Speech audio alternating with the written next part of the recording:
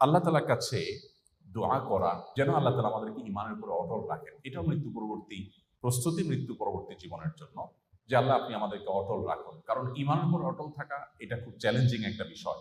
পৃথিবীর বয়স যত বাড়বে, পৃথিবীর আয়ু যত বাড়বে, ঈমানের উপর অটল থাকা তত কঠিন হবে। নবী করিম সাল্লাল্লাহু আলাইহি ওয়াসাল্লাম বলেছেন, এমন একটা সময় আসবে মানুষ সকালে মুসলমান থাকবে, বিকালে বেঈমান হবে, সন্ধ্যায় মুসলমান হবে, আবার সকালে বেঈমান হয়ে যাবে। অর্থাৎ ঈমানটা এত ঠুনকো হয়ে যাবে, পৃথিবী নানাভাবে মানুষের সামনে উপস্থাপিত হবে, মানুষের ঈমান দিন দিন দুর্বল হবে, নানামুখী ষড়যন্ত্র, শয়তানি ষড়যন্ত্র ঈমান হরণ করার জন্য তৈরি হবে। এগুলোতে ঈমান টিকিয়ে রাখা খুব কঠিন হবে। এই সময়টাতে একজন ঈমানদার আল্লাহ তাআলার কাছে দোয়া করবেন যে আল্লাহ আমার জন্য ঈমানের উপর আমি অটল থাকি। নবী সাল্লাল্লাহু আলাইহি ওয়াসাল্লাম দোয়া করতেন, ইয়া মুকাল্লিবাল কুলুব সাব্বিত কলবি আলা দীনিক, হে অন্তরকে পরিবর্তনকারী, আমার অন্তরকে আপনি আপনার মুখী করে দিন এবং আপনার দিকে আমার অন্তর যেন সবসময় ঝুঁকে থাকে, আপনি সেরকম করে দিন। আল্লাহ তাআলা কোরআনে দোয়া শিক্ষা দিয়েছেন, রব্বানা লা তুযিগ কুলুবানা বা'দা ইয হাদাইতানা। আল্লাহ একবার যখন হেদায়েত দিয়েছেন, আমি মুসলিম, আমি ঈমান এনেছি, আমার অন্তরকে আপনি আর বক্র করে দিয়েন না।